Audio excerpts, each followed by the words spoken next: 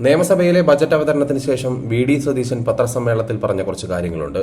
അതിന്റെ രത്നചുരുക്കം ഇങ്ങനെയാണ്: നികുതി പണം കൊണ്ട് കമ്മി യൂണിയൻ നേതാക്കളെയും അടിമകളെയും ഇനിയും തീറ്റിപ്പോറ്റാൻ പറ്റില്ല എന്ന് തന്നെ.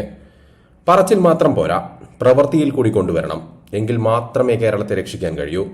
നമ്മുടെ നികുതി പണം കൊണ്ട് തിന്നു ചീർക്കുന്ന വെള്ളാനകളായ പൊതുമേഖലാ സ്ഥാപനങ്ങൾ അടച്ചു പൂട്ടുക തന്നെ വേണം.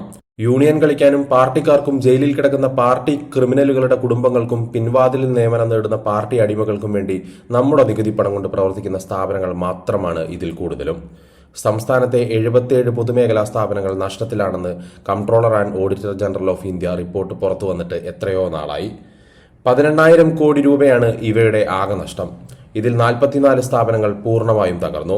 18 പൊതുമേഖലാ സ്ഥാപനങ്ങൾ 1986 മുതൽ അടച്ചുപൂട്ടൽ ഭീഷണിയിലാണെന്നും ഇവ അടച്ചുപൂട്ടാനുള്ള നടപടി ഊർജിതമാക്കണമെന്നും റിപ്പോർട്ടിൽ തന്നെ പറയുന്നുണ്ട്. അതായത് ഏതാണ്ട് 30 വർഷമായി നമ്മുടെ നികുതി പണം കൊണ്ട് കുറെ ആളുകൾക്ക് ശമ്പളം കൊടുക്കുന്ന സ്ഥാപനങ്ങൾ മാത്രമാണിതൊക്കെ. സ്വന്തം വരുമാനം കൊണ്ട് പ്രവർത്തിച്ച് മുന്നോട്ട് പോകാൻ പറ്റിയില്ല എങ്കിൽ പൂട്ടിക്കോളാനാണ് കേന്ദ്ര സർക്കാർ കേന്ദ്ര പൊതുമേഖലാ സ്ഥാപനങ്ങൾക്ക് നൽകിയ മുന്നറിയിപ്പ്. എന്തിനേറെ, കേന്ദ്ര സർക്കാർ സ്ഥാപനങ്ങൾക്കും കർശന നിർദ്ദേശമുണ്ട്. ലാഭത്തിൽ പ്രവർത്തിക്കാൻ പറ്റുന്നില്ല എങ്കിൽ കർശന നടപടി ഉണ്ടാകുമെന്ന്. നമ്മുടെ തന്നെ നികുതി പണം ആണ് പതിറ്റാണ്ടുകളായി ഇങ്ങനെ ദുരുപയോഗം ചെയ്യപ്പെടുന്നത്. മാറിയേ തീരൂ, അല്ലെങ്കിൽ മുന്നോട്ട് പോകാൻ പറ്റില്ല. പഴയ പോലെ അംബാനി, അദാനി, ബൂർഷ, കുത്തക മുതലാളി എന്നൊക്കെ പറഞ്ഞ് കലാപം ഉണ്ടാക്കാനൊക്കെ ശ്രമിക്കാമെന്നേ ഉള്ളൂ. കേരളത്തിൽ സ്വകാര്യ നിക്ഷേപങ്ങൾ വരണം. നമ്മുടെ യുവജനങ്ങൾക്ക് നമ്മുടെ നാട്ടിൽ തന്നെ തൊഴിൽ ചെയ്യാനും ജീവിക്കാനും കഴിയണം.